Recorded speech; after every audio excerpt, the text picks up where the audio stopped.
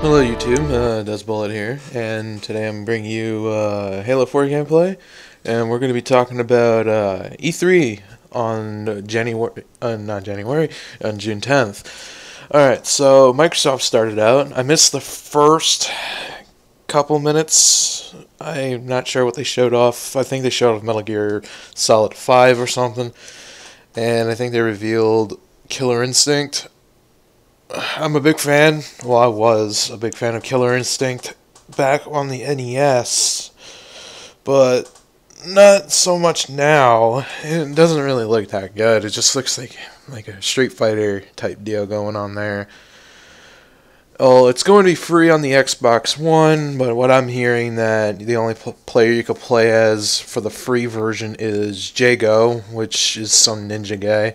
But I would like to play Cinder or Flogor, whatever. Honestly, Microsoft wasn't really that impressing for me. Like, the only thing I was impressed, well, actually, I knew they were going to announce this anyways, Halo 5 for the Xbox One. Alright, I love Halo. You can see I'm a Halo fan. All my videos on this channel are Halo related.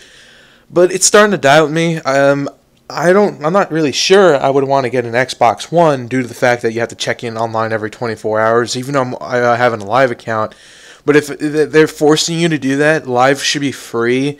Plus, they have to think about people who don't have internet or who have very crappy internet. I have crappy internet, so sometimes I get disconnected. Sometimes I won't be able to get online for days. So I won't be able to play any game whatsoever on the Xbox One. But then EA came on, showed off their games. I'm impressed with Battlefield 4's multiplayer. It looks amazing. Plus, more destruction now. You can destroy a support pillar in a subway or underground, and the street above it will just collapse down. And you can collapse skyscrapers now, which is pretty cool. I think that's the only building in the map that will be able to do that, but it's still pretty cool. You can get rid of a checkpoint, make it a little bit easier. Then they announced Mirror's Edge 2, which I'm a big fan of. Mirror's Edge, I love that game. So finally seeing a sequel to that, it will be perfect and amazing.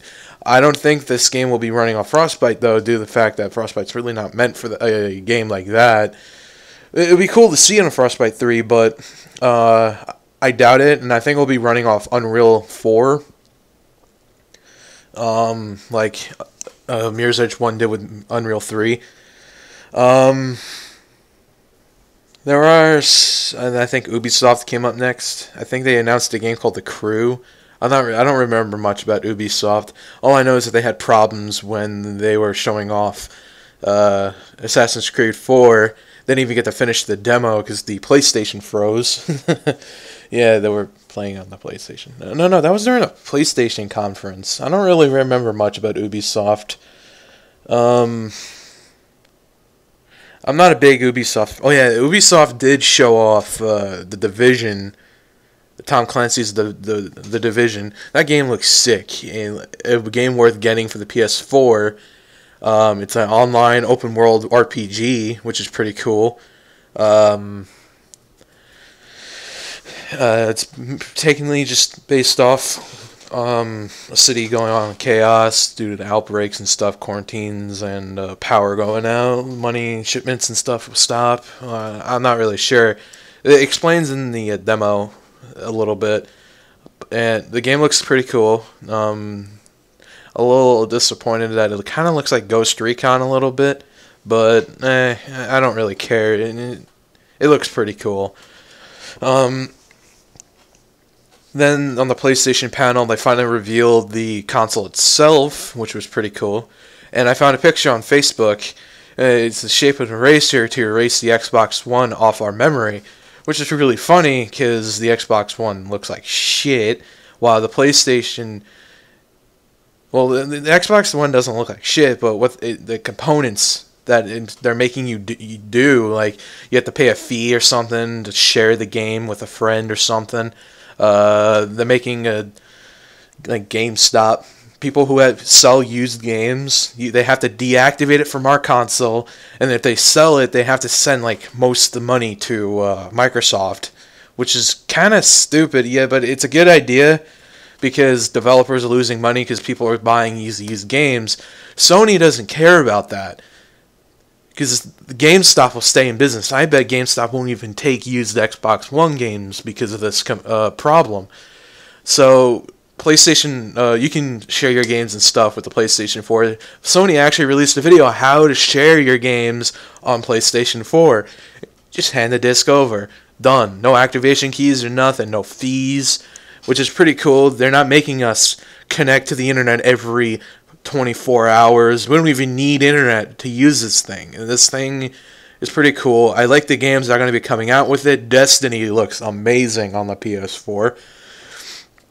I actually might get that instead of the Xbox. The sad part is I won't be able to play Halo 5.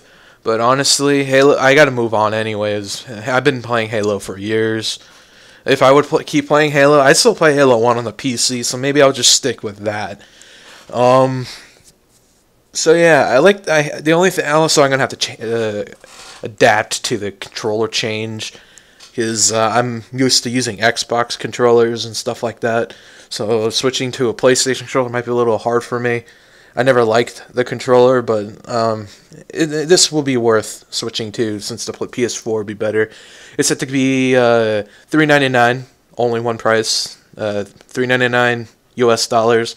I think €399, and then it'll be $349 pounds in whatever pounds are for. I don't remember. England, I'm assuming, Britain or whatever. So yeah, PS4 looks pretty good. I can't wait for it to come out. It's set to come out this year, I think.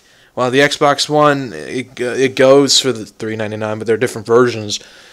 Say the most expensive, or for a very good version, will be like $500. A little too much for a console that kind of runs off crap. Plus, then we got to pay the fees for live. The thing I like what they're doing though is if you have live on one account on the Xbox, every profile on that Xbox will have live gold, without even that player being signed in, which is kind of cool because that means now I get friends to come over, create a profile for them, and if they have things unlocked and stuff, they can just use that, or my brother can play it maybe. But the network for PlayStation is free, but they said we might have to pay for it. But it's actually cheaper than Live. Live is like $60 now, and I heard they might be raising the prices to $70 a year, and that's a little getting out of hand because I'm paying 3 months, not a yearly thing, and I'm spending like $25 every 3 months. So if you do the math, it's like 40. That's like $60. $60 every 6 months, so I'm paying almost about $120 for Live. Well, that's it for now. Thank you for watching, and don't forget to subscribe to Mach 5 Gaming, and see you next time.